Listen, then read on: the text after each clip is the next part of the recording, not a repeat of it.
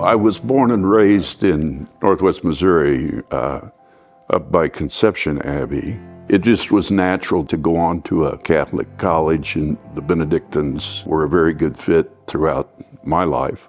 When we encountered the death of our daughter in a horrific murder, then all of a sudden, some of the things that we had kind of casually learned all of a sudden had a deeper meaning. 2 nights after we were in church, we got to the Lord's Prayer, and I got to forgive us our trespasses as we forgive those who trespass against us. And I was literally struck dumb. I couldn't say those words out loud. I came to understand what being a Christian was about more fundamentally than I had ever understood in my life. And it ultimately turned out to be probably the most tremendous gift. And I probably wouldn't be here today if it were not for that. The Schiebers, to me, are just remarkable people. The murder of their daughter affected the whole city. There was a public outcry for executing Mr. Grace. Vicki Schieber wrote an open letter to the public saying, "Not in our name. You're not to kill Mr. Grace for our loss.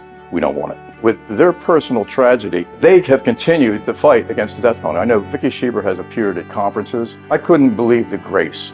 They are just special, remarkable people. They were definitely a light, because I'm against the death penalty, but I never went through anything that the two of them went through with the death of their daughter. They had that cross to bear, but yet they did what was the right thing to do, the gospel thing to do. If you follow the gospel, it's not so easy all the time. It's just something that's challenging. And I feel that they met that challenge, and they did it in a way that was full of life and light. And there was a certain peace and calm about them in doing that. The Schiebers' fingerprints are all over the Catholic movement to end the death penalty.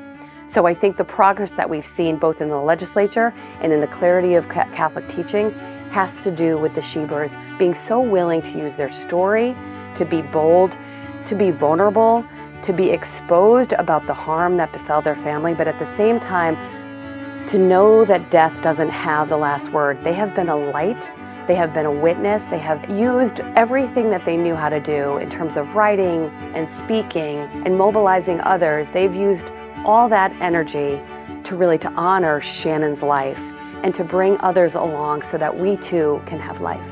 We've had the death penalty, or we had the death penalty in Maryland for 4 centuries. The Schiebers offered a different kind of perspective. They opposed the implementation of wrath and rage, and Maryland's abolition of the death penalty helped to trigger some other states doing it. The Schiebers, to me, are civic heroes for what they've done, and they've really converted their personal pain and hardship and suffering into a mission to redeem and uplift our society.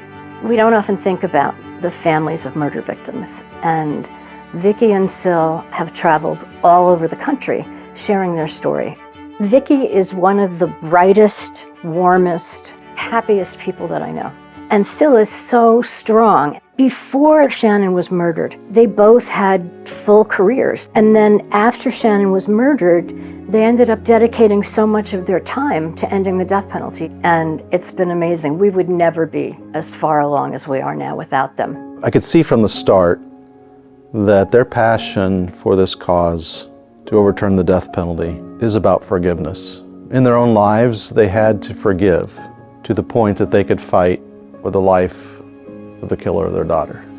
That is profound in the sense that to see this individual, whom, as the Psalm says, they could hate with a perfect hate, to say that person still has the dignity of Christ in them. The monks of the Abbey and me personally are so grateful for their witness to the dignity of the human person, and their witness to the beauty of the mercy of Christ.